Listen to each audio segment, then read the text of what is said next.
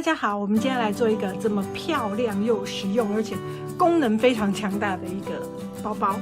那我自己非常喜欢这个包，因为它真的是，体积算是很结实，好，它很扎实的一个包，可是它容量相当的大，你看它宽度很宽，然后呢，它有很多个口袋。好，我现在来介绍一下就是前面你看它有2个立体口袋，那这2个立体口袋呢，你可以放说一些，比如说你的化妆包啦，还是你的这个卫生纸包啦，然后呢，它有2个磁扣，你可以很放心的把东西放在这里，或是一些你比较常需要拿取的东西，你都可以放这里。然后它袋盖呢，上面有做一个这个皮标的装饰，那它的后面呢，有一个很大的、很宽的一个这个大口袋。然后呢，还有一个拉链袋，那你就可以放一些那个比较紧要的东西，比如说，如果你要出去玩的话，你有护照啦，还是一些什么旅游的一些收据啦，还是一些住宿券啊，你都可以放这里。然后呢，后面这个大口袋加上这个拉链袋，这2个就已经真的是很好用。那当然，它还有一个超级无敌大的这个里面的空间，那里面空间还有2个这个内袋，那可以让你放手机，手机你就可以插直的。还有比如说家里的钥匙，比较平常出去你不喜欢它在中间跑的，因为有时候钥匙在中间你会 K 到别的东西，你都可以放这2个格子。然后呢，这么大的空间呢，你的像长夹当然是没问题，你甚至可以放横的，甚至可以横放你也不一定要放直的，就是你还可以横放。那它的大小呢 ，A4 是不太好放进去，因为我说过，像这种袋子啊，如果你们是有 A4 要放进去的需求的话，请你们自己去放大。那我自己是不会做到那么大，因为有时候，就是像书包大到像 A4 放得进去的时候，有时候你平常不是那么常拿。那如果可是这一咖呢，它基本上可以放大概2天1夜的衣服，所以就是小小一个当然是不是太厚重的衣服，但是你平常你出去玩，围巾啊、帽子啊，不要太薄的，不要太过于太厚的外套，你放进去它都是绰绰有余的。那像 iPad 啊，你都可以放进来，就是完全不会痛皮的，所以我觉得这咖包包相当的好看，而且呢，它的挺度很漂亮。你看我装这么多，它也不会说整个去变形。那左右2边呢，还有2个大口袋，而且也是立体口袋。那我们平常有时候出去会拿水咯，你看勾裆很好放。然后这边呢，我们可能可以放个像现在有时候那个下雨啊，还是说太阳太大，我们都可以放把伞。那你的包包就是整个非常的整齐，然后呢，还有这个背带可以让你背，你就不用一只手提着。所以呢，像这样子的包包，它功能性非常强大，我就会觉得它很好用，而且做起来最主要是它的外形也很好看。把东西先拿出来，免得我等下忘记。等下东西全部都在这包包里面。好，那出去玩的话，其实带这一咖，你的东西全部你就不用怕说，有时候我们买的就是什么，像我自己我还蛮喜欢戴帽子的，都要拿在手上都塞不进去，还是围巾，我特别喜欢那个围一条大的那个披巾，那有时候就会挂在那个包包的旁边，因为塞不进去。那有时候我们买那种小的发夹，出去看到小东西就要提在手上，这个不用，你就全部都可以把它扔进去，就是空间很大。那这一块是这个泰迪熊跟玫瑰花的图案，它有3个颜色，我觉得3个颜色都很漂亮。我等下我已经做了黑色跟这个深蓝色，因为这个我示范是用白色，因为如果是用深色的去做示范的时候，有时候会看不太到你车的位置，就是颜色太深了。那它的袋型都是相当工整，相当好看，真的是很美。然后呢，我还要做，那你们会看到我还要做那种细细的滚边，有没有？让它的边缘呢，就是比较不会那么无聊。当然你可以不要做，你也可以就是不想要做滚边，你也可以不要做。那我还要做了这个车牌的图案。车牌的图案我觉得做起来意外的相当好看，就是男生也可以背的那一种好看就是很帅气，有点帅气，然后又很有这种专柜包的感觉，就很美啊。我自己觉得，然后空间都一样，我都配得很漂亮了，我觉得。像拉链啊还是什么的，我都配得很漂亮。那你要是肩带平常不用的话，你可以收进来，像里面像这样子，把它收进来里面，那你就不会那个要用的时候找不到。那当然了，除了花布以外呢，我还有做了素面的，而且因为这咖因为太好看了，所以我就配了很多不一样的颜色，比如说像这咖啡色，我就滚了这个镶了这个浅咖啡色的这个边，然后你看它是不是看起来就是，其实这个我做完之后都没有烫，它就做完就是长这样，真的很美。然后我还做了这个很喜欢的，本来我就喜欢藏蓝色，其实不要说我很喜欢很多颜色，而是这些颜色都很漂亮，你都很难说去忽略它，说啊我要不然我只做这1、2色就好，就觉得很好看，害我每色都做，然后搞到自己有点累啊。那因为这个袋子我觉得很好看，所以我前面的介绍呢会比较长一点，然后比较特别呢是这个深蓝色，我滚了红色的边，我觉得应该说有一次我在那个我去玩的时候看到那个 LV 有一个包包，它就是深蓝色滚红色的这个，不是深蓝色的皮革，然后它边边涂成那个红色的，我觉得相当好看，所以我就借鉴它的这个配色，然后果然做起来我是觉得相当有 feel。我觉得这个深蓝色就算是男生滚这样细细的红边，我觉得也是 OK 的。然后当然还有这种紫色啦，就是比较特殊色。那紫色不是人人喜欢，但是喜欢的人也不少。那我滚的是深紫色的边，就是每一咖我都觉得真的还蛮美的。然后呢，就是最不退流行的黑色滚的是灰色的边。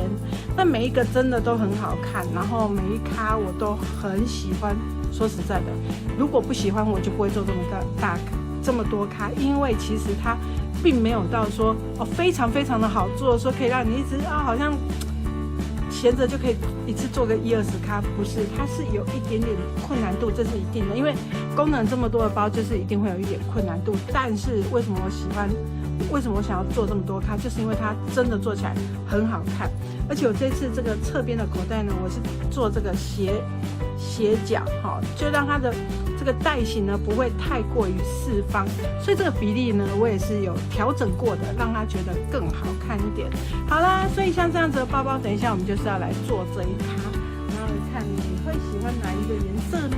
我自己是都还蛮喜欢的啦，所以我们等一下就要来好好的认真的车这一咖，时间会有一点久，我猜的啦，因为就是它部分很多嘛，所以就是我们等一下来学哦。那首先呢，我们先来介绍它的材料。那有一个背带，因为这一咖的我刚刚说了，它的工序比较多，比较隔间多口袋多，工序就多，所以呢，我就是有一些可以车的部分呢，我就先车起来了。比如说像这提袋的东西，我们已经教过好几次，还有专门拍这个的影片，所以提袋我就先把它做起来，放到旁边备用。然后呢，这个是手提的部分，那手提的部分只是折起来把它车起来，所以呢这2条手提袋呢我也是先做起来备用。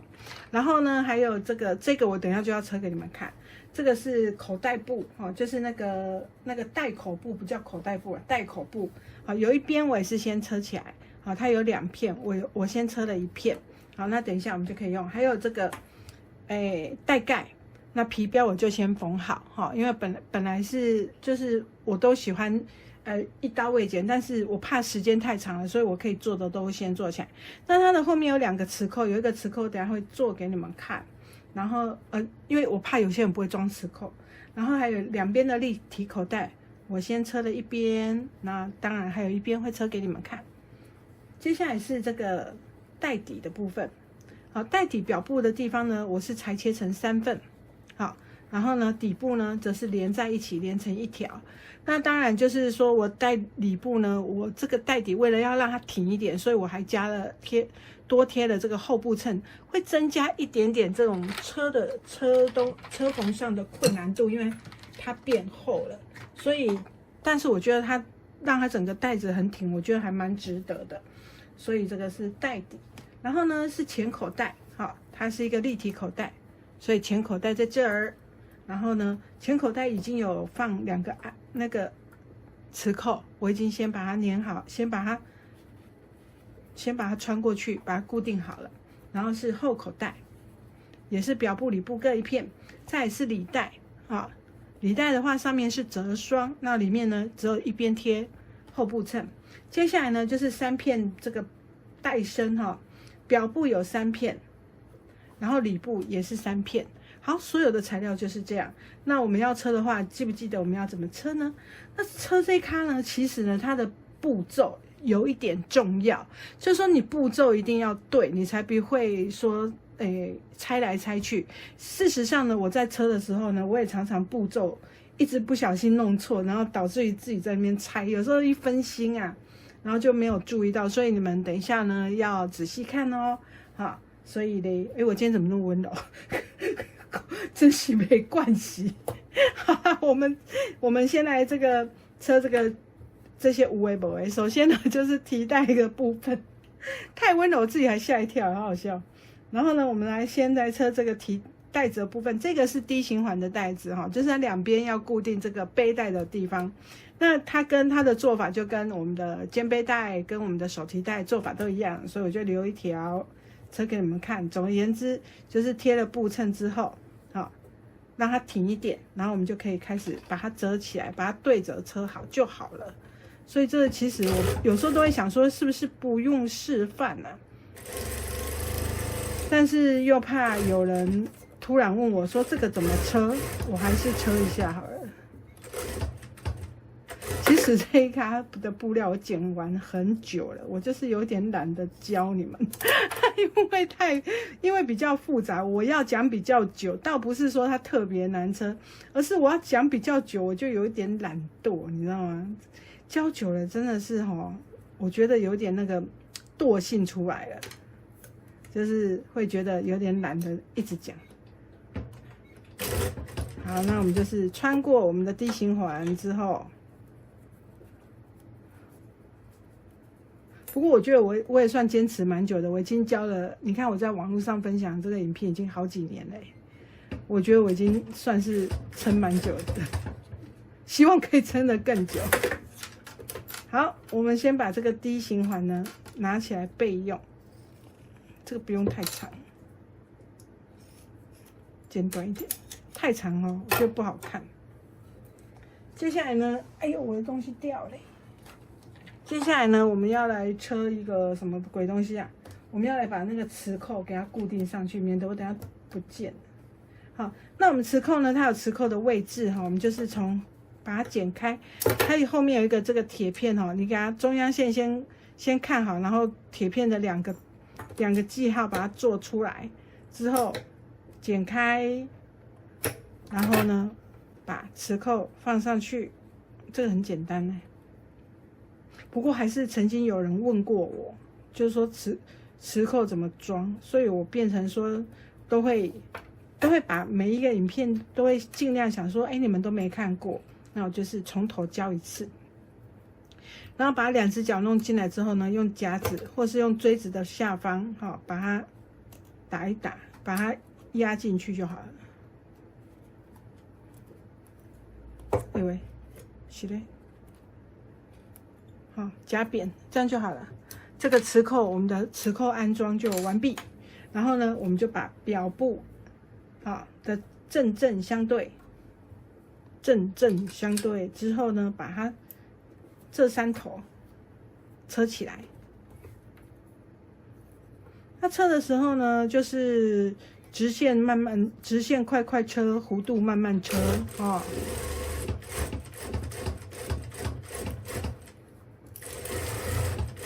尽量车漂亮一点的。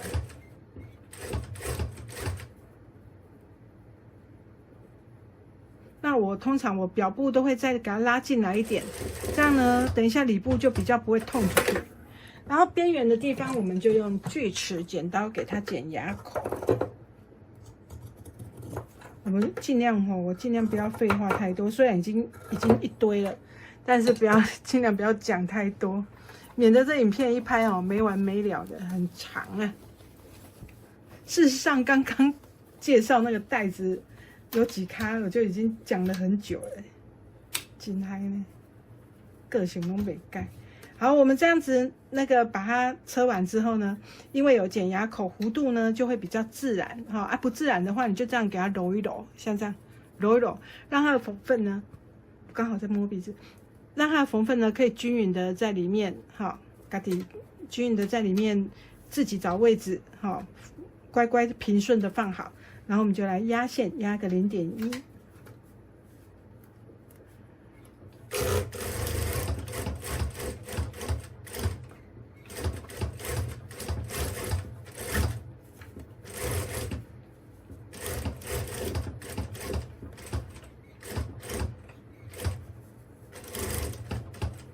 压线压0.1的时候呢，这个带口的地方，好，要稍微推一下，因为刚刚它有布比较多一点点，我们稍微推一下呢，它就会变得很平，好，就不会后面不会产生皱褶，对不对？然后呢，把中央线剪出来。我们会先把每一个零件都车完，车完之后我们再来组合，这样会比较好做哈。再来是这个侧口袋的部分，侧口袋呢，它有这个斜的这个打角哈，就是让它变比较立体。我们装水壶啦，装雨伞啦，有时候装手机，装一些哩哩扣扣呢，比较不会掉出来。好，让它有一个立体的，才有空间可以装啊。如果你是做扁的口袋呢，东西大一点点你就放不进去了。啊，表里布都要车哦。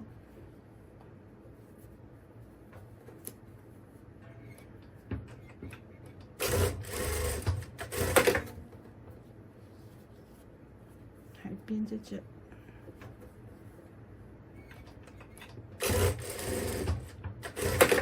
好，车完之后呢，我们就要把它合在一起。好，现在这里有一个重点，重点就是这2块布一模一样大，对不对？可是我们想要做一点细细的滚边，如果你不要做的话，你就不用管这个步骤哈。如果你想要跟我一样做有一点细细的滚边呢，这时候请你把里布往下推一点点，往下推一点点，不用太多哈，推一点点就好。那你这块布里布就会变比较长。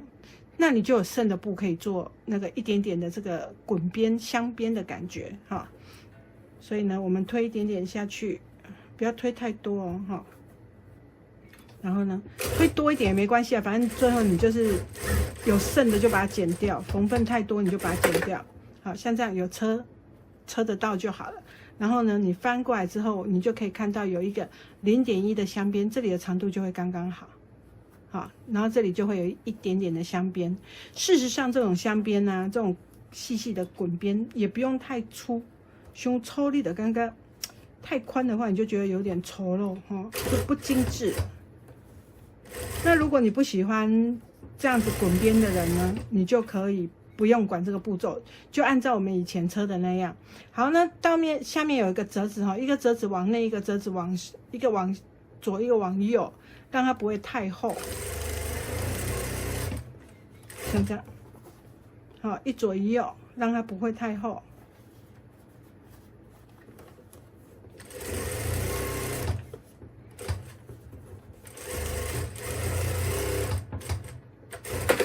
那我们的这个侧边口袋呢就完成了。那我们还要做的有前面的口袋跟后面的口袋，好，我们全部都把全部的那个车起来，全部那些零件都车起来。那这个呢，表布一样哈，跟里布正相对。那结纱棉呢，其实是没有什么正反面的。那我们就看一下，让里布呢稍微痛出来，你可以从这边看，让里布稍微痛出来，好，那就是表示呢这里有比较下去，好，然后稍微痛出来之后呢，我们就可以车了。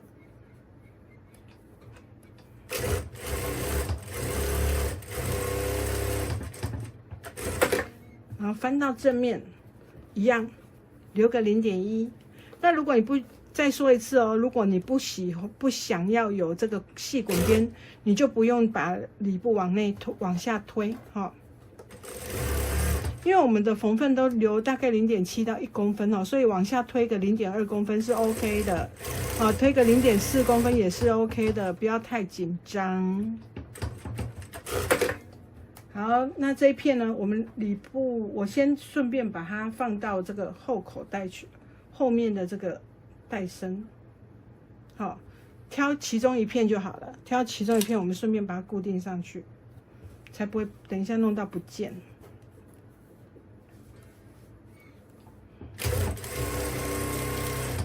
好，就像这样子，把它车起来。那你这个后口袋稍微往左挪，让它有点开开的哈。等一下你的袋子做起来会比较不会背住。好，接下来是前口袋，是不是零件光是车零件就车老半天了，对不对？前口袋也是一样，我们记得刚刚说什么？下面的地方呢，让它跑出来大约0.2、0.3这样子哈。然后这边它是自然就会往下。然后呢，我们就把它上面的袋口车起来，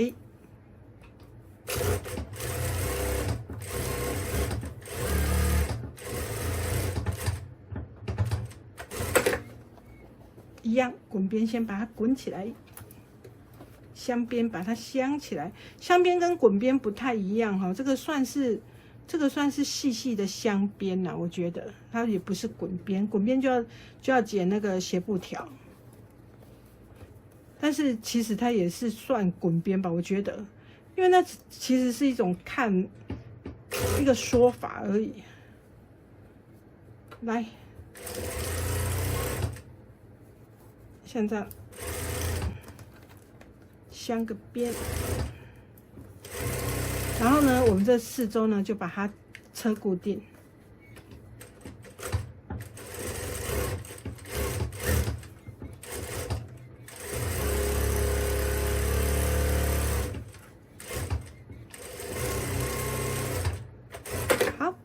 固定之后呢，这个时候我们需要把中央线先做出来。我会讲的比较快，是因为我很怕说这个片子太长，跨个肚骨个阿北掐掉，那就还蛮讨厌的。哎，外球，齿包跑哪？短的齿包跑哪去？好，我们把中央线先做出来。我们需要先车中央线。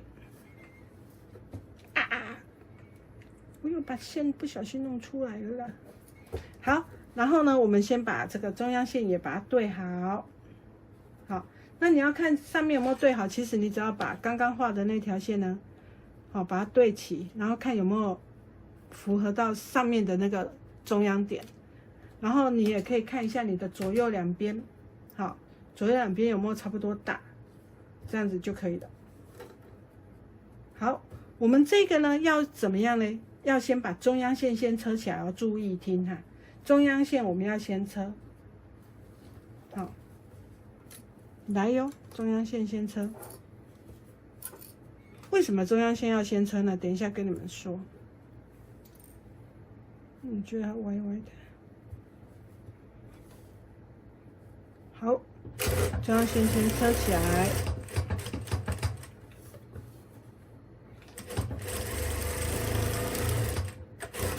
中央线先车呢，是因为现在我们要来车这个立体的折子，好，看着哦，来，我们中央把它推进来，然后就开始车旁边。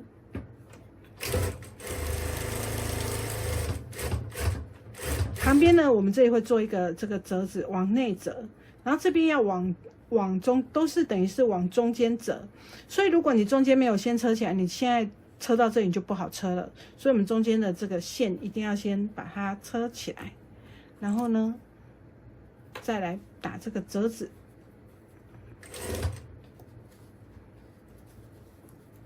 好，这样你就可以下面就可以做得很密合。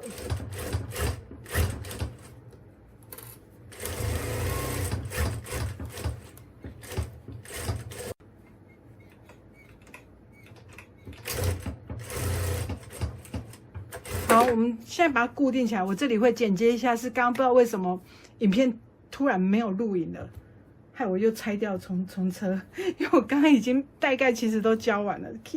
好，接下来我们这个口袋车完了之后呢，那个所以录影有时候就是一个人在录影的时候状况很多有时候我都没有发现，然后白录了一堆。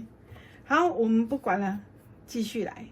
刚拆掉一些线还留在上面，好好笑。好，我们呢，接下来就把这个带盖呢，中央线跟中央线把它对齐好，好，把它对齐好，然后呢，把带盖呢先固定上来。这里要注意我们的步骤哈，有一些步骤你不要弄乱掉，弄乱掉你就会要拆来拆去的很麻烦。我们先把带盖车起来，带盖车起来之后呢，我们再来把我们的这个提带好的部分，提带在这哈，我们提带的部分呢也把它车上去。好，那我刚刚已经有做好记号线了，我就直接车上来。你要看那个步骤哦，哈。带盖完之后是提带哈。好，看一下，然后提带完之后是口袋，那个拉链的这个带口部。那个拉链带口部呢，我刚忘记车啊，可是因为我刚录影的时候，我这边已经车完了，懒得再拆，我就再车另外这一边。好，反正它就是左右两边车完之后，翻到正面，这样就可以了。害我现在都有一点怕怕的，要随时检查一下它有没有在录。给它好，左右两边都车完之后呢，我们把它翻到正面来，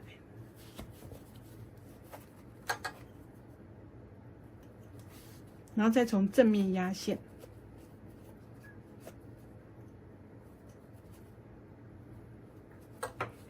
好，从正面压个0.1公分。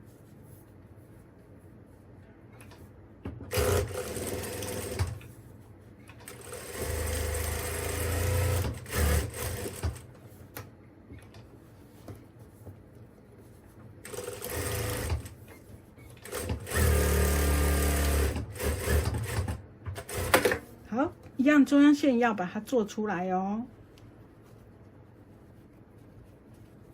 这样你的这个才不会歪歪的，你的拉链部才不会歪一边。好，好，接下来拉链部有2块哈，一块等一下另外一边要用的。我们拉链部呢，正面朝下，就是有贴衬的那一面朝下哦，你就想着说你要提这个包包的时候，你会这样子提。那拉链的布料是不是要在后面？好，拉链要在它的提带的后面，所以你就知道我们的这个提带要夹车啊。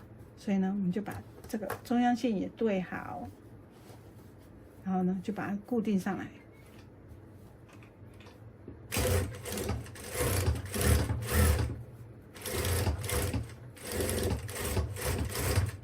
我们的前带的部分呢，就完成前面带子的部分。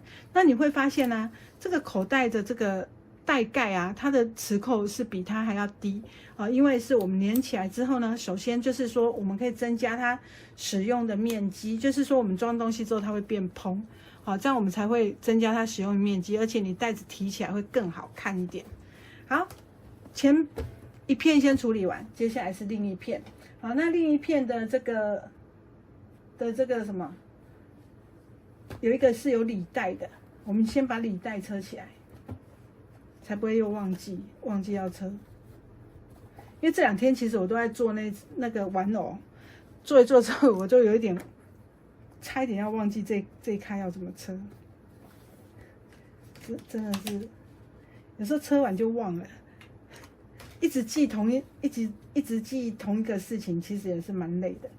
好，我们把里带呢，先把它这个线中央线先画好。如果你不想要那个中间有隔线的话，也是你就不要车。好，有些人喜欢后面是大一点的这个隔间，好，那你就不要车中间的分隔线。好，我们就先把里带先车起来。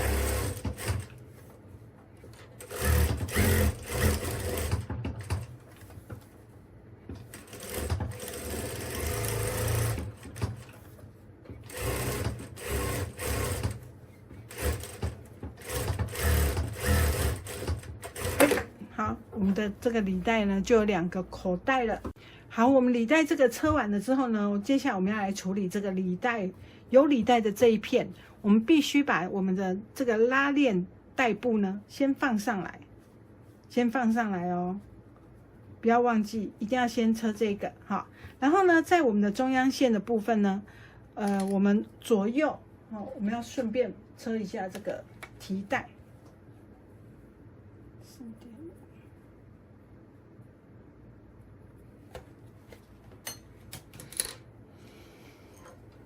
在固定之后呢，我们要顺便把提带车在上面，也就是说呢，拉链口部在下面，然后提带的部分呢在上面，这样有没有听懂？好，就是先车，先把拉链部放在下面，然后提带的部分呢放在它的上方。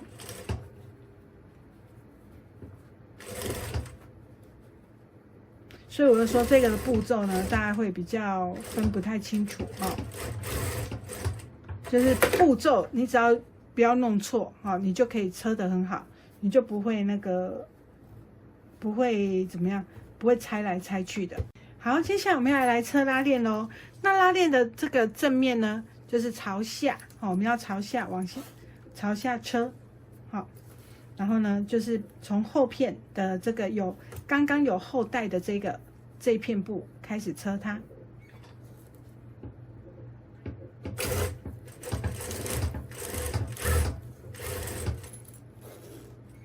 车到有拉链头的时候，记得往上哦，你才不会 K 住，K 住你就没办法车了。那另外一边呢，当然就是刚刚我们有处理过的这个有履带的这一片，我们就车在它的上面。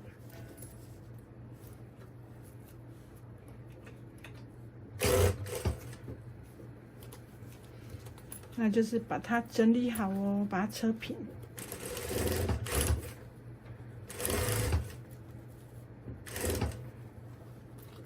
车到快要到拉链头的时候，一样把它打开。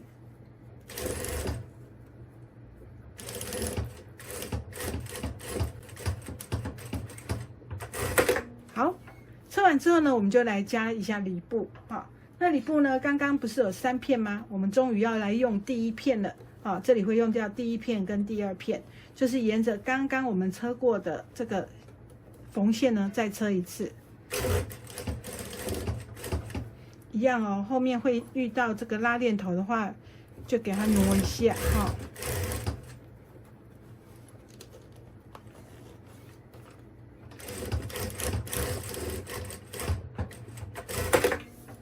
好，再来另外一边，我们也是要来车一下里布。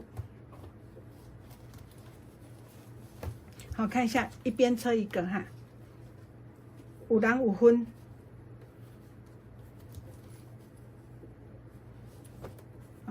一边车一个，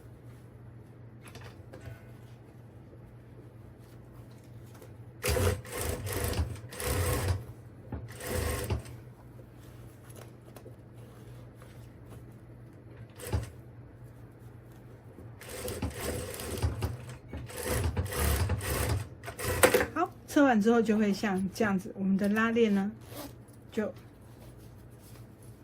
后面的这个带子就会像这样子。有没有看到？好，然后呢，还没完，当然还没完，因为我们要来做厚度了。那做厚度之前呢，我们首先记不记得刚刚我们有可以放雨伞啊，还有可以放饮料的这个放那个杯子的这个口袋，所以我们要先把这个口袋呢放在侧边部上。侧边部有3片一个是底部，2个是侧边，加起来是一整个侧边所以我们这个比较短的呢，就是要来放这个口袋的部分。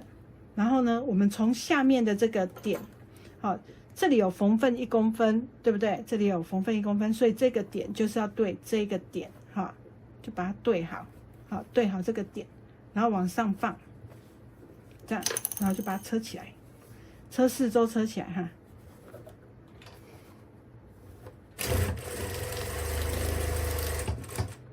到这个点，到这个角的时候呢，针可以往下压一下，你就比较不会跑掉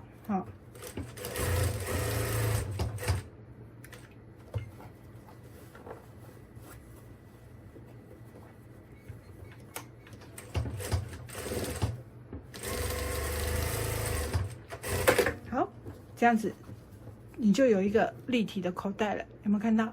再来另外一边也是一样，好，把这个口袋先给它固定上去。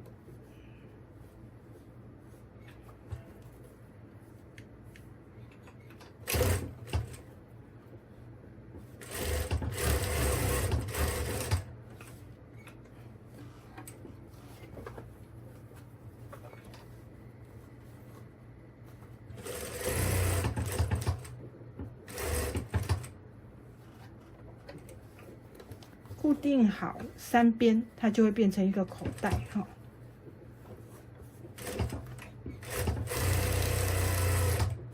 好，这时候呢，我们把上面呢的这个中央线哈，先把它剪出来。我有先剪了，因为我们要放D形环。为什么会先剪呢？因为不知道为什么我之前做的那些样本啊，其中有3咖竟然忘记先放D形环，害我在那边猜。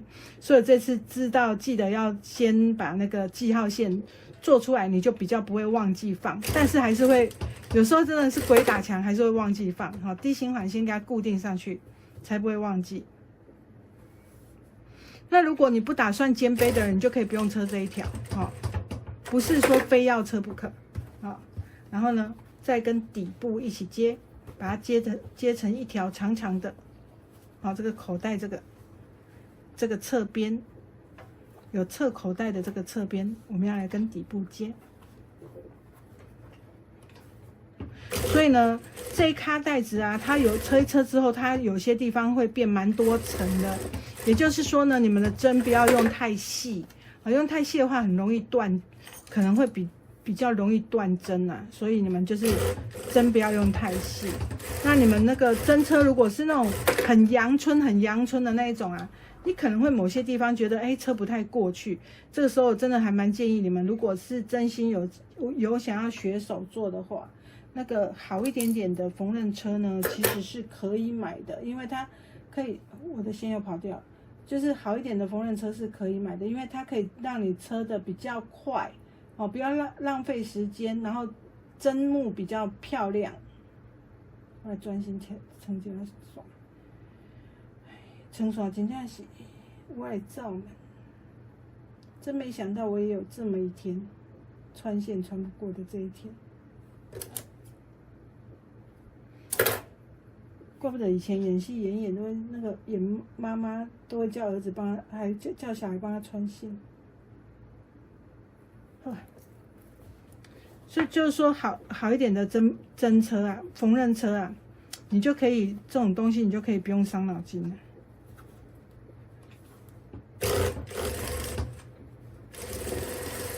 好，我们这个旁边把它弄成一条长长的之后呢，正面再给它压线。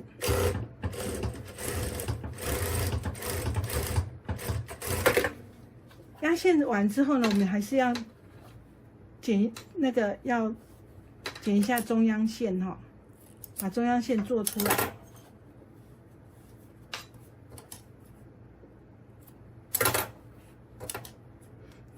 我们还不能还不能跟它固定，因为我们要跟这个旁边这一片里部呢，我们要先把它车起来。那里部呢，你可以先对看你有没有剪得很刚好，好，先比看长度有没有差不多，好，那长度差不多，我们就可以车了。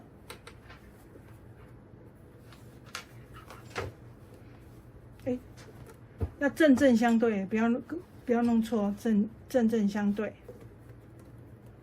那因为侧边我多剪一点点的，我都会多留一些啊，比较不会怕自己没有剪好，没有车好，我都会多留一些。然后慢慢的车过来。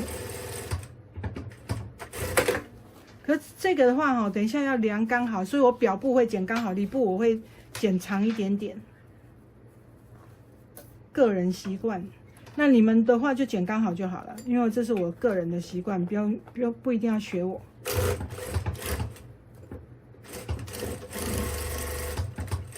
因为我会像这样子，有没有？然后我再去对，你看，这样，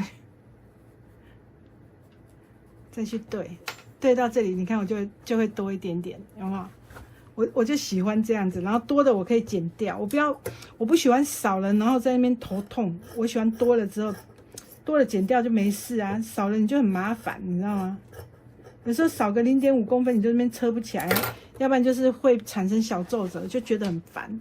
好，那我们这样完之后呢，我们就再把它正相对，这时候我们就要这样翻过来，让它正相对。那你记不记得我刚刚说我有滚边？好，所以呢，我刚车的时候呢，我刚剪的时候呢，我就把红色的布多剪了一点点，里布多剪一些，这样我这边就可以把它弄整齐之后一起车，缝缝就可以抓起一起车，车完的时候再翻回来。好，再翻回来，像这样一整条之后呢，再弄个细细的这个镶边，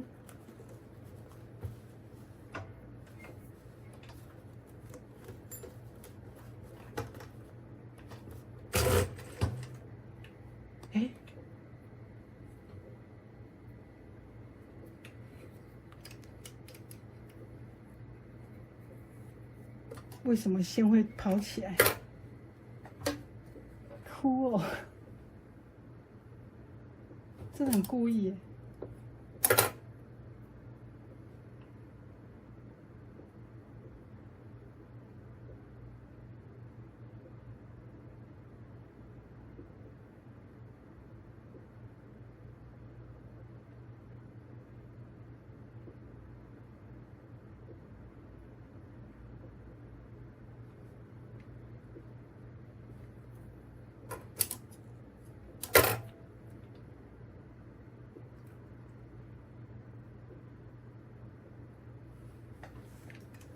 好，那个细细的镶边呢，我们再来车一个0.1的这个压线。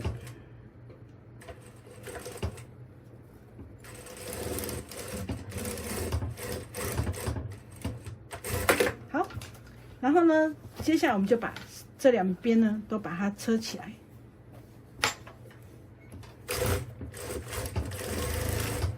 把它固定起来哦。好。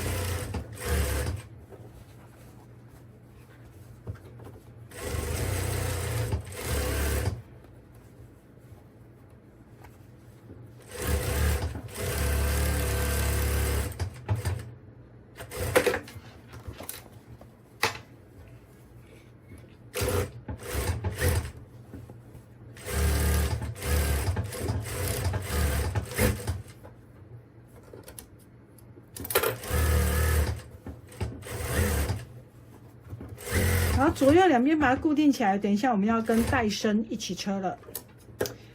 看到这边会不会觉得很累？还是觉得还好？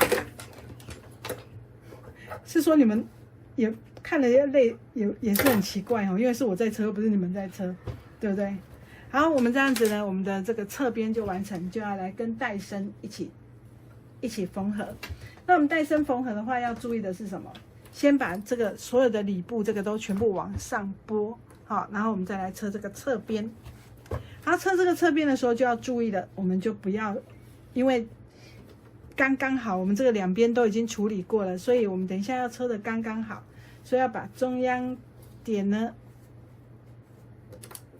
对准好，好，把中央对准好，好，才不会车到歪一边。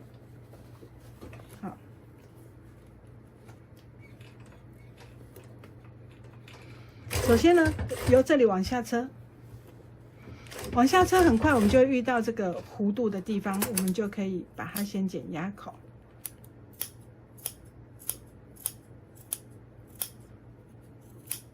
那这个地方会有点厚哈，那有点厚呢，我们就是慢慢车，要不然呢，还有一个方式就是换一种压角哈。我最近就是有看到一个压角，这压角就是可以一边高车一边比较高，一边比较低，刚好是符合我们这边的布比较厚，这边的布比较薄，这样它就可以很平哦。但是因为我刚刚忘记换了，等一下再来换。换了之后呢，比较不会说车一车不小心滑到旁边去。我们现在把这个侧边先车起来。那它是那个弹簧的，这边是弹簧的，有没有看到？这边是弹簧的，好，所以呢，你要车平的也可以，要车高低都可以，好，还蛮好用的，我觉得还不错啊。你说好用吗？其实就是还不错，好，让你不会车的那么小心翼翼，对不对？之后我应该也会卖那个压脚，因为还蛮好用的。因为现在还没有到很厚的地步，等一下会变更厚。那变更厚的时候，那会比较不好车一点。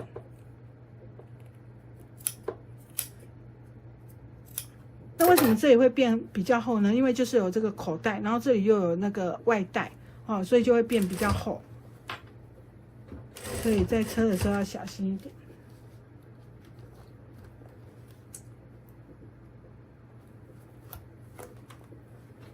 那我们就是弧度的地方呢，记得剪牙口，然后慢慢的绕过来。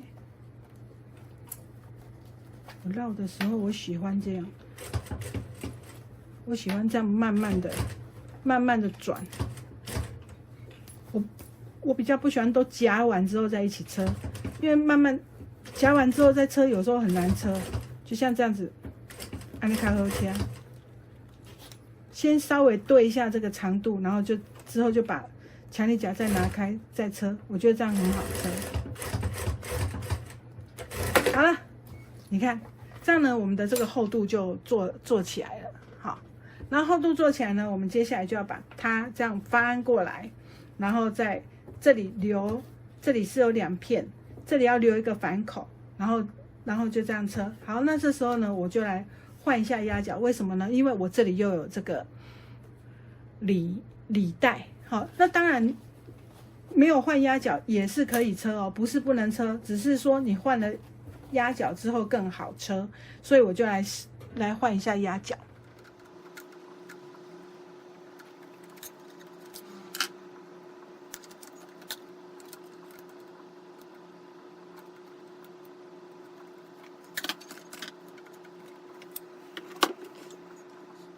好，换了压脚之后，你就会发现啊，它这个往下的话，它两边就会变平的；往上的话呢，它就会有上下高低。所以呢，就是说，就算你从平的开始车，也是 OK 的啦。然后呢，我就先把旁边对起来。那我们旁边呢，拉链要往上，哈，拉链往这个里部的地方倒。然后呢，用强力夹把它固定起来。这边也是拉链要往上。然后用强力夹固定起来。接下来我们就要来车一圈哈，留了反口之后，剩的就要车一圈。来吧。那我强烈建议这个反口千万不要留太小，因为你留太小，等一下会不太好翻到正面来。好，我们不需要这样子，就是反口留大一点。好，车到这里的时候，你就会发现啊。左边呢的厚度还蛮厚的，那你有这个压脚的话，它会比较顺利一点的爬坡爬上来。好，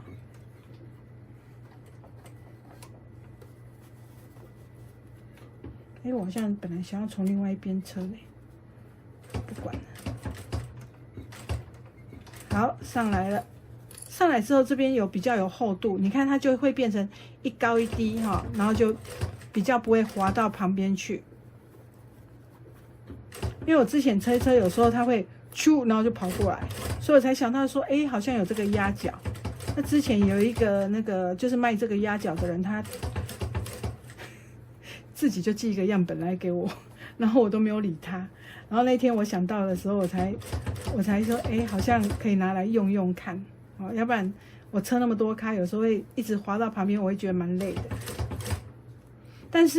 但是你没有换压脚一样可以车哦，我必须说，不是说这个要换压脚才能车，并不是这种事哈，就是说你不换压脚，它还是照车，只是说你要车慢一点。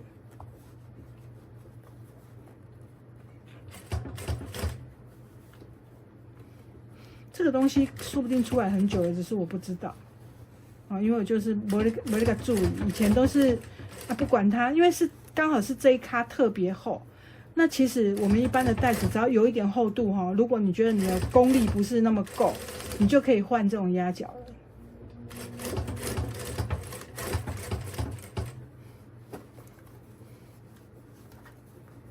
是说压脚一个哈，它这个压脚也不是说那种几十块的那种很便宜的那种东西哦，你自己考虑一下你要不要买。但是呢，有一个好处是这种材质呢，要坏很难呐、就是你买一个之后，你可以那个传给子孙们，它可能都不会坏掉，就是可以用很久。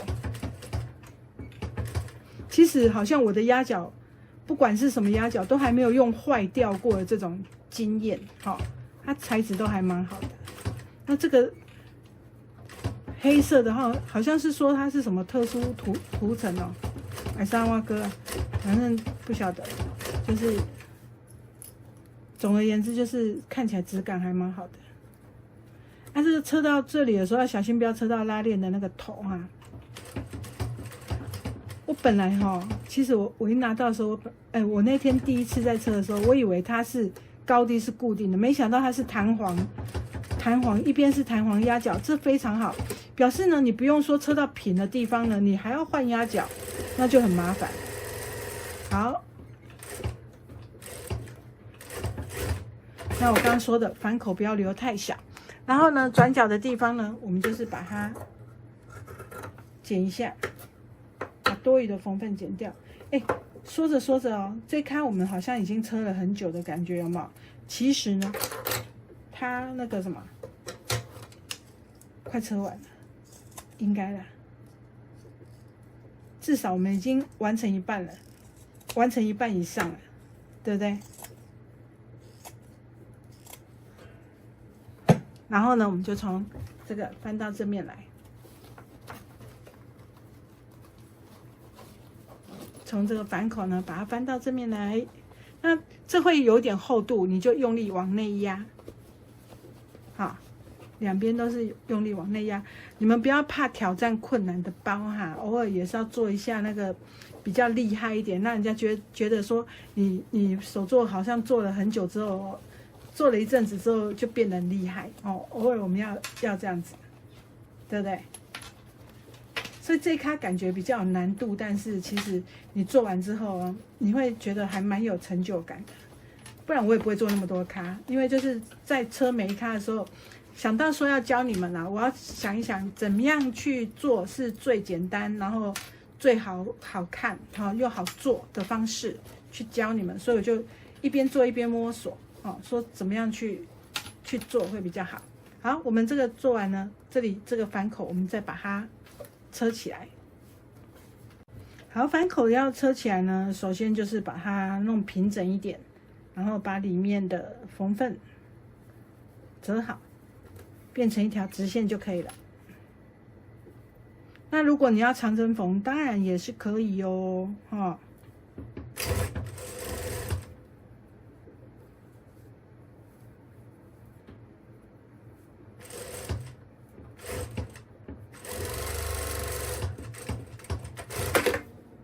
我没车到，好好笑，有点丑啊，不管它，在里面没看到。好，你们都没看到，我把它藏到里面去了，好笑。好，那侧边呢，这个拉链的这个尾端呢，记得把它用你的食指把它吐出来，哈，吐出来之后它就会那个比较平一点，要不然你也可以用锥子，哈，用锥子先把拉链稍微拉一下，然后再把它稍微挑出来，它这个拉链的这个旁边就会很美了，像这样子。所以呢，这时候你就会看到那个1/2的带子，好，是不是1/2大的那个带子？然后两边的这个低形环呢就已经很漂亮。然后接下来我们就要来跟前面，你看快缝好了，快缝好了。然后我们里部呢，这剩下一片里部呢，我们要来跟这一片一起车，好。跟这个一起车，跟这个前面的带子车在一起。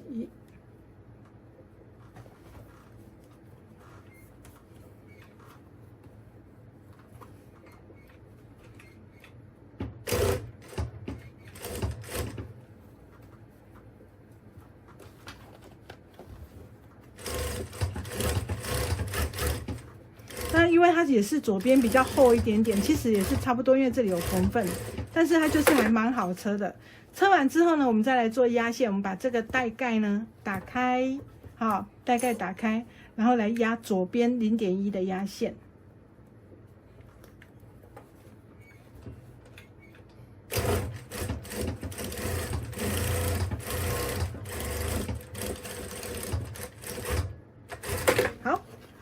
接下来我们就要把这个刚刚的这个侧边呢，来跟这个前带车在一起。那一样，中央线我们要对好，好，用强力夹夹住。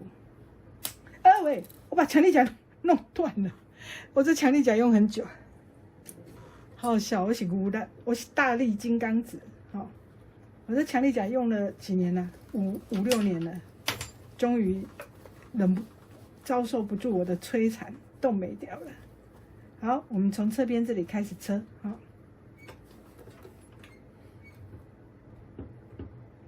开始车到一点点的时候，我就会开始剪那个牙口，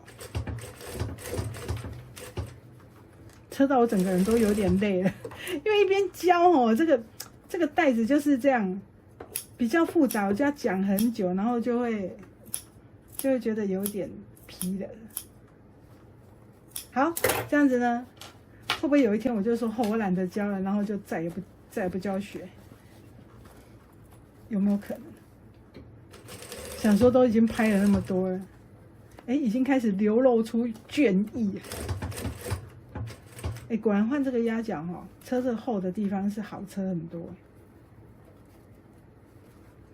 刚刚觉得弧度呢车的没有很好，其实我有拆开重车一遍，就是觉得这个弧度车的不够漂亮，好，就把它重新车一下。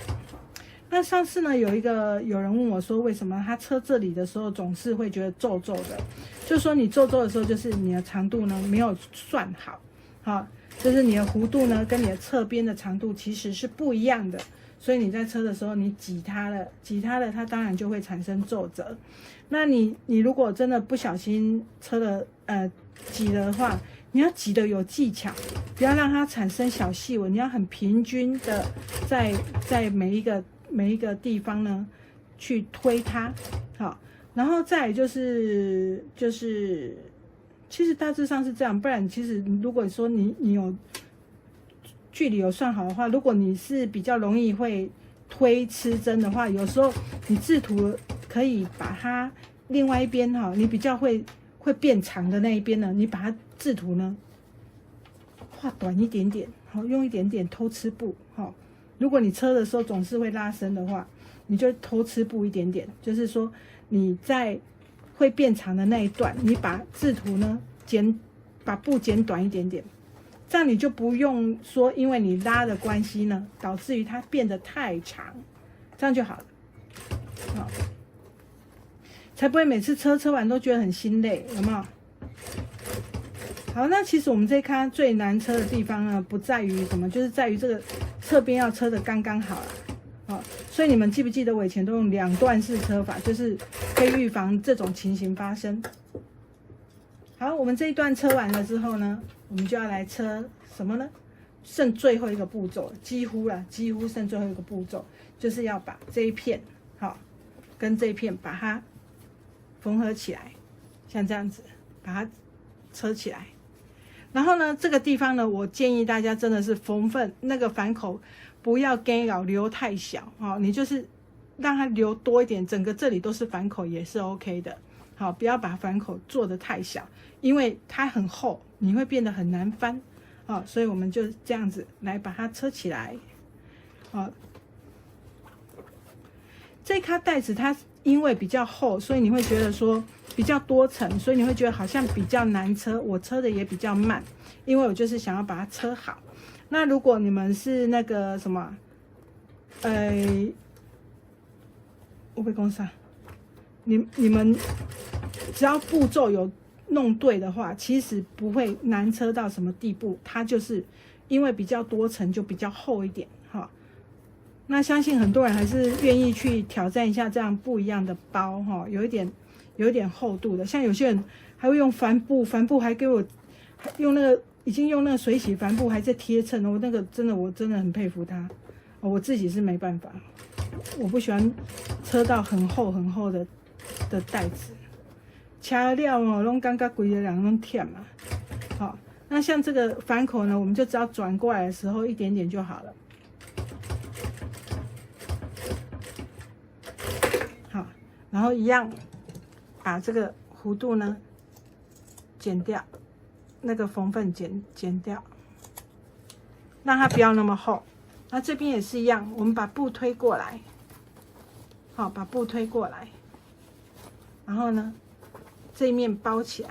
你看它这么厚，这么多层，因为你看我们刚刚不是一开始就说这个袋子有很多口袋吗？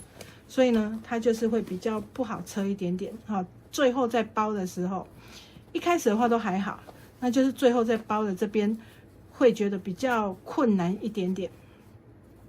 好，就是要用力拉一下，其他的话就还好，就是你只要步骤对，那就没问题了。好，继续车。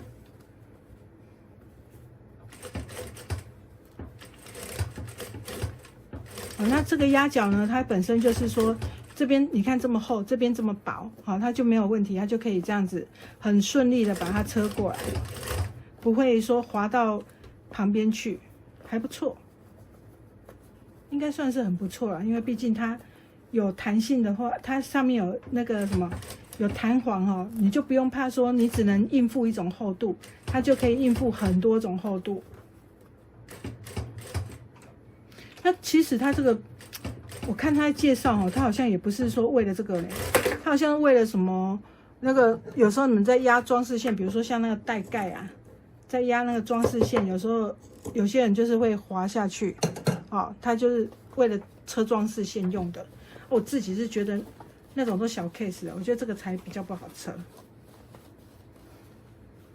不然我以前很少要换压脚。好了，切掉。然后呢，这边呢，我们就要做那个长针缝哈，这里把它长针缝缝起来，然后先翻到正面来看一下。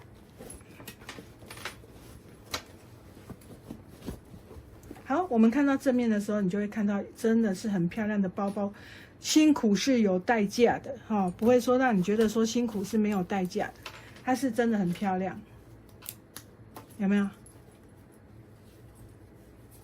紧叫做碎，我们插什么呢？插在这个拉链。好，那我还是要车拉链那个地方都是平的，所以我还是把压脚换回来。好，我们现在来车最上面最后一个步骤的这个拉链了。然后那个我们尾巴呢做一点这个装饰布哈。那装饰布呢，你可以取一个你喜欢的图案当装饰，正面朝下哈，然后把它包起来。那你也不一定要包布料，你也可以用皮标，你也可以甚至你什么都不要哈，就不要包都可以。只是我就把它包起来，比较好看一点点。那为什么我要把压脚换回来呢？因为这个都是平的，想一想也没有必要说一直要用这个车的比较习惯了，就把它换回来。那个压脚我会进货来卖，因为我现在觉得它车完这一咖更让我蛮肯定它的那个好用哦，所以我应该是我会卖。所以如果你看到这影片想要买的人，不要在下面留言，你直接去我们店的官网看。好，我们来把这个装饰布车起来。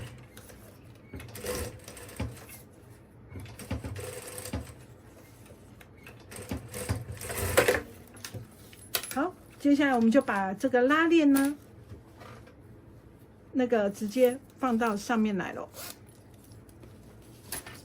那我会建议说，如果你这个后面这个拉链已经是由左往右开，上面这个也是一样哈，不要两边不一样啊，搞得一下要往左拉，一下往右拉，你不忙吗？对不对？也是蛮累的。所以呢，拉链的那个方向都让它同一边哈，然后我们就开始车喽。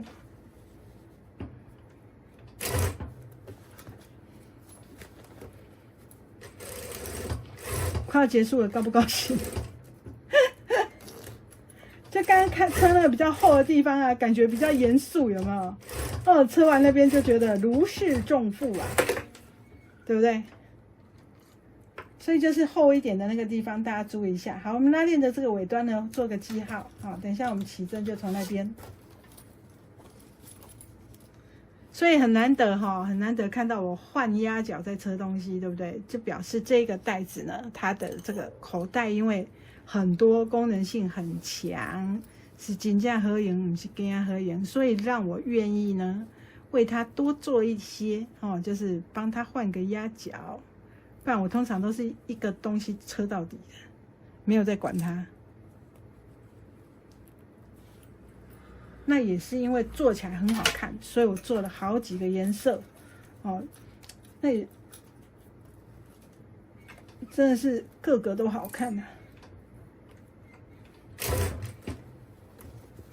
好，我们就把拉链车上去。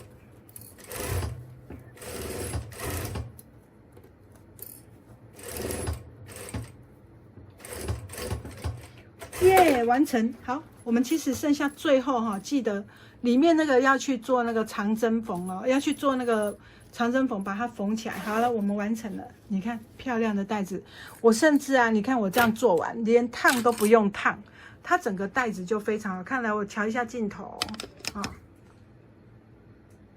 调一下镜头，你看，根本就是连烫都不用烫啊。它整开就这样亭亭玉立的，是安怎？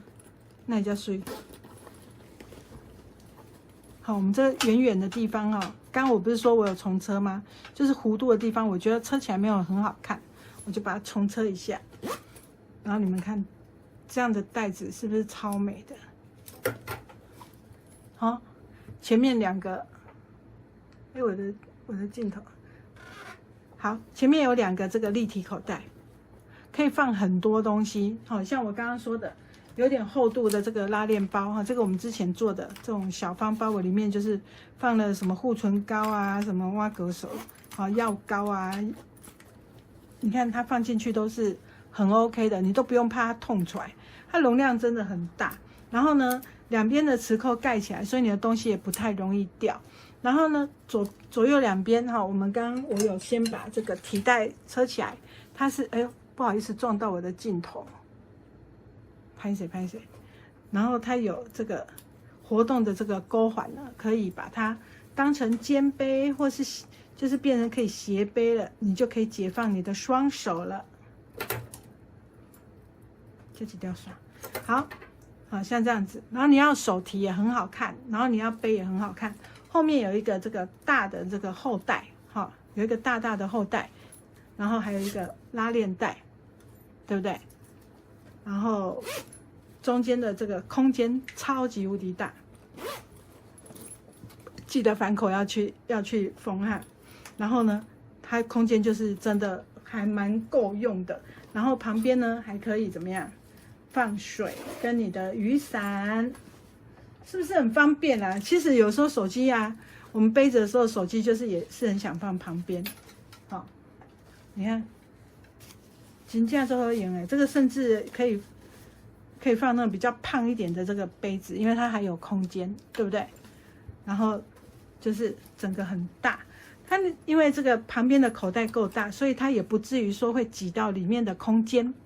好，然后袋子本身非常非常的挺，那厚度呢有12公分的样子，我印象中呢，我好像用了12公分的厚度，我看一下好了。对，12公分的厚度，所以整咖袋子非常非常的好看呐、我也不知道怎么形容呢，我就觉得我怎么那么会做，然后那袋型又真的很美，就是说让你觉得它很有那种专柜 feel， 有没有？就是这质感真的很好，所以呢，就是希望大家会喜欢。虽然呢，它在那个车里部的地方呢，因为有点厚度，所以呢，你会觉得不太好车。但是你整个做起来，它是很值得你去学的一个包包，那也很值得大家来尝试做看。所以呢，它当那个旅行袋也是很 OK 的哦。哈，就是我其实之前有做一个已经有背出去过了，就是说放那个外套还是什么的，都还蛮足够的，就是空间真的是很大，对不对？超级无敌大，然后厚度够，哎，这个讲过了。好了，总而言之呢，就是希望大家喜欢。那它有好几个颜色，然后有不同的花样，你们都可以自己做看。然后你看，好，像这个车牌的啦，黑色的啦，还是塑料的啦，都真的都很好看。所以呢，想要做细滚边或不做滚边的人，都是随便你，好，就是质感不一样的感觉。好啦，喜欢的人呢，赶快自己做一个包包吧，拜拜。